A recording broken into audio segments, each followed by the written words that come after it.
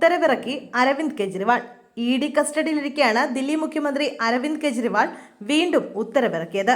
സൗജന്യ മരുന്നും പരിശോധനകളും തുടരാൻ അരവിന്ദ് കെജ്രിവാൾ നിർദ്ദേശം നൽകിയെന്ന് മന്ത്രി സൗരഭ് ഭരദ്വാജ് അറിയിച്ചു.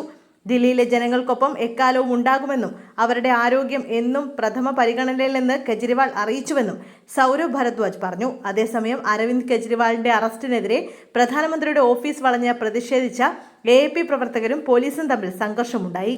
വനിതാ പ്രവർത്തകരെ അടക്കമുള്ളവരെ പോലീസ് അറസ്റ്റ് ചെയ്ത് നീക്കി.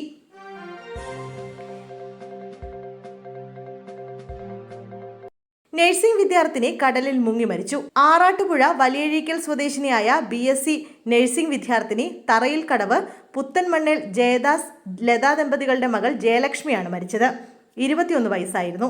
ഇന്നലെ ഉച്ചയ്ക്ക് സുഹൃത്തുക്കൾക്കൊപ്പം പോണ്ടിച്ചേരിയിലെ കടലിൽ ഇറങ്ങിയപ്പോഴായിരുന്നു അപകടമെന്നാണ് വീട്ടുകാർക്ക് ലഭിച്ച വിവരം.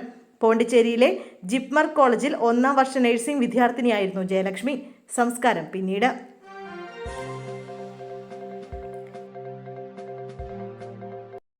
കവിത ജയിലിലേക്ക്. ഡൽഹി മദ്യനയ അഴിമതി കേസിൽ അറസ്റ്റിലായ BRS നേതാവ് കവിതയെ കോടതി 14 ദിവസത്തേക്ക് ജുഡീഷ്യൽ കസ്റ്റഡിയിൽ വിട്ടു.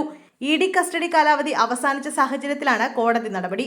കഴിഞ്ഞയാഴ്ച 5 ദിവസത്തേക്ക് കൂടി കവിതയെ ED കസ്റ്റഡിയിൽ വിട്ടിരുന്നു. മാർച്ച് 15-നാണ് കവിത എൻഫോഴ്സ്മെന്റ് കസ്റ്റഡിയിലാകുന്നത്.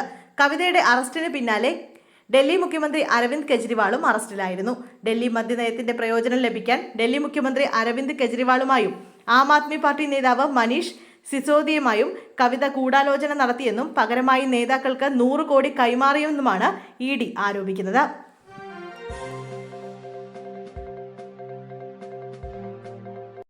ഓപ്പൺ സർവകലാശാല VCയുടെ രാജി ഗവർണർ സ്വീകരിച്ചു.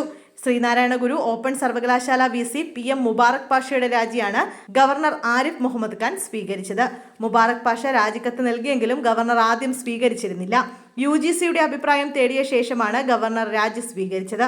കുസാറ്റ് സ്കൂൾ ഓഫ് മാനേജ്മെന്റ് പ്രൊഫസറായ ഡോക്ടർ VP ജഗതിരാജിയാണ് ഓപ്പൺ സർവകലാശാല പുതിയ VC. ഇതുമായി ബന്ധപ്പെട്ട് കോടതിയിൽ കേസുള്ളതിനാൽ അന്തിമ തീരുമാനം കോടതി വിധി അനുസരിച്ചായിരിക്കുമെന്ന് രാജ്ഭവൻ അറിയിച്ചു.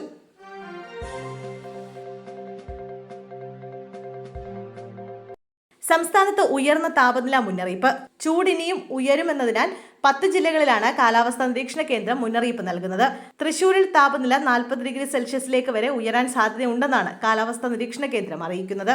ഇന്നലെയും ഏറ്റവും അധികം ചൂട് സംസ്ഥാനത്ത് റിപ്പോർട്ട് ചെയ്തത് തൃശൂർ ജില്ലയിലാണ്.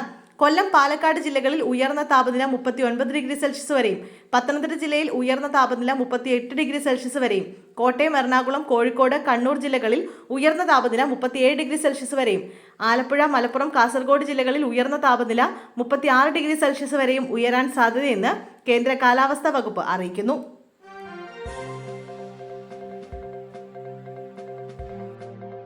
ശബരിമല പ്രക്ഷോഭത്തിന്റെ പേരിലെടുത്ത കേസുകൾ പിൻവലിക്കണമെന്ന് MD രമേശ്. പൗരത്വ പ്രക്ഷോഭ കേസുകൾ പിൻവലിക്കാൻ UDFും LDFും മത്സരിച്ച് ആവശ്യപ്പെടുന്നുണ്ട്. എന്നാൽ എന്തുകൊണ്ടാണ് ശബരിമല സമരത്തിലെ കേസുകൾ പിൻവലിക്കാൻ ആവശ്യപ്പെടാത്തത്? വിഷയത്തിൽ ഇരട്ട നീതിയാണെന്നും MD രമേശ് പറഞ്ഞു. ശബരിമലയിൽ ആചാരം ലംഘിക്കാൻ സർക്കാർ ശ്രമിച്ചപ്പോൾ സ്ത്രീകളും കുട്ടികളുമാണ് സമരത്തിനിറങ്ങിയത്. ജില്ലയിൽ മാത്രം 1000-ലേറെ കേസുകളുണ്ട്. അവർ കോടതി കയറി ഇറങ്ങുകയാണ്. എന്തുകൊണ്ടാണ് ഹിന്ദു അയ്യപ്പ ഭക്തന്മാർക്കെതിരായ കേസ് പിൻവലിക്കണമെന്ന് ആവശ്യപ്പെടാത്തതെന്നും രമേശ് ചോദിച്ചു.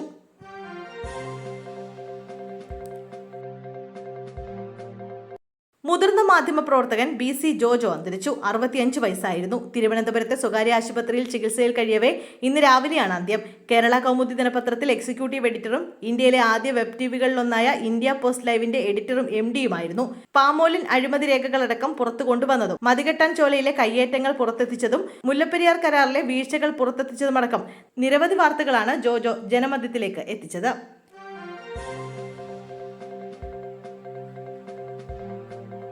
2 വയസ്സുകാരി കൊല്ലപ്പെട്ട സംഭവത്തിൽ പിതാവിനെതിരെ കൊലക്കുറ്റം ചുമത്തി. ജുവനൈൽ ജസ്റ്റിസ് ആക്ട് പ്രകാരവും പോലീസ് കേസെടുത്തു. തൊണ്ടയിൽ ഭക്ഷണം കുടുങ്ങിയെന്ന് പറഞ്ഞാണ് പിതാവ് ഫായിസ് അബോധാവസ്ഥയിലുള്ള 2.5 വയസ്സുകാരി ഫാത്തിമ നസ്രിനെ വണ്ടൂരിലെ സ്വകാര്യ ആശുപത്രിയിൽ എത്തിച്ചത്. കുട്ടി മരിച്ചെന്ന് മനസ്സിലായതിനെ തുടർന്ന് ആശുപത്രി അധികൃതരാണ് വിവരം പോലീസിനെ അറിയിച്ചത്. പോസ്റ്റ്മോർട്ടത്തിൽ കുട്ടി ക്രൂരമർദ്ദനത്തിന് ഇരയായാണ് മരിച്ചതെന്ന് വ്യക്തമായിരുന്നു. മർദ്ദനമേറ്റപ്പോൾ കുഞ്ഞിന്റെ തലയിലുണ്ടായ രക്തസ്രാവമാണ് മരണകാരണമെന്നും പോസ്റ്റ്മോർട്ടം റിപ്പോർട്ട് വ്യക്തമാക്കുന്നു. കുഞ്ഞ് മരിച്ചതിന് ശേഷമാണ് ആശുപത്രിയിൽ എത്തിച്ചത്. മർദ്ദനത്തിൽ ബോധം പോയ കുഞ്ഞിനെ എറിഞ്ഞും പരിക്കേൽപ്പിച്ചു. കുഞ്ഞിന്റെ ശരീരത്തിൽ പഴയതും പുതിയതുമായ നിരവധി മുറിവുകൾ ഉണ്ടായിരുന്നു. കത്തിച്ച സിഗരറ്റ് കൊണ്ട് കുത്തിയ മുറിവുകളും കുട്ടിയുടെ ശരീരത്തിലുണ്ടായിരുന്നു എന്നാണ് പോസ്റ്റ്മോർട്ടം റിപ്പോർട്ടിൽ പറയുന്നത്. മർദ്ദനത്തിൽ തലയ്ക്ക് ഗുരുതരമായി പരിക്കേൽക്കുകയും വാരിയെല്ലുകളും പൊട്ടിയ നിലയിലായിരുന്നു.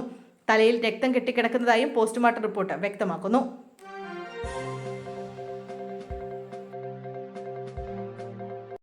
ആറാംഘട്ട സ്ഥാനാർത്ഥി പട്ടിക BJP പുറത്തുവിട്ടു. രാജസ്ഥാനിലെ 2ഉം മണിപ്പൂരിലെ 1ഉം സീറ്റുകളിലെ സ്ഥാനാർത്ഥികളെയാണ് 6ാം ഘട്ടത്തിൽ പ്രഖ്യാപിച്ചത്. രാജസ്ഥാനിലെ ദൌസയിൽ കന്നയ്യാൽ മീണ സ്ഥാനാർത്ഥിയാകും. കരൌലി ധോൽപൂരിൽ ഇന്ദു JV ജാദവും BJPക്കായി ജനവിധി തേടും. ഇന്നർ മണിപ്പൂരിൽ തൗനോജം ബസന്ത് കുമാർ സിംഗ് മത്സരിക്കും. BJP ഇന്നലെ 5ാം ഘട്ട സ്ഥാനാർത്ഥി പട്ടിക പ്രഖ്യാപിച്ചിരുന്നു. 5ാം ഘട്ട പട്ടികയിൽ 111 മണ്ഡലങ്ങളിലേക്കുള്ള സ്ഥാനാർത്ഥികളെയാണ് പ്രഖ്യാപിച്ചിരിക്കുന്നത്. ഇക്കൂട്ടത്തിൽ കേരളത്തിൽ അവശേഷിക്കുന്ന സീറ്റുകളിലേക്കുള്ള സ്ഥാനാർത്ഥികൾ കൂടി ഉൾപ്പെട്ടിട്ടുണ്ട്. വയനാട്ടിൽ സംസ്ഥാന അധ്യക്ഷൻ K സുരേന്ദ്രൻ എത്തുമെന്നതായിരുന്നു പട്ടികയിലെ സർപ്രൈസ്. എറണാകുളത്ത് KS Radhakrishnan, ആലത്തൂരിൽ Dr. TN Sarasu, കൊല്ലത്ത് G കൃഷ്ണകുമാർ എന്നിവരാണ് മറ്റു സ്ഥാനാർത്ഥികൾ.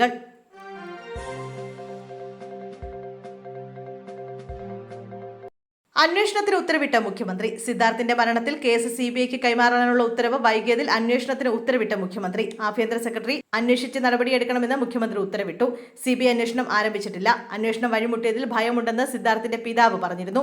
വിജ്ഞാപനം പുറത്തിറക്കിയിട്ടും പെർഫോമർ റിപ്പോർട്ട് CBIക്ക് കൈമാറിയിരുന്നില്ല. മുഖ്യമന്ത്രി ആഭ്യന്തര അന്വേഷണത്തിന് ഉത്തരവിട്ടതിന് പിന്നാലെ ഇമെയിൽ വഴി സർക്കാർ പെർഫോമർ റിപ്പോർട്ട് കൈമാറി. പെർഫോമർ റിപ്പോർട്ട് നേരിട്ട് നൽകാൻ DYSP ഡൽഹിയിലേക്ക് പുറപ്പെടും. സ്പെഷ്യൽ സെൽ DYSP S ശ്രീകാന്താണ് ഡൽഹിക്ക് പോകുന്നത്. റിപ്പോർട്ട് ലഭിച്ചാൽ മാത്രമേ CBI കേസ് പരിഗണിക്കൂ. വിജ്ഞാപനം പുറപ്പെടുവിച്ചിട്ടും റിപ്പോർട്ട് നൽകാത്തത് വിവാദമായിരുന്നു.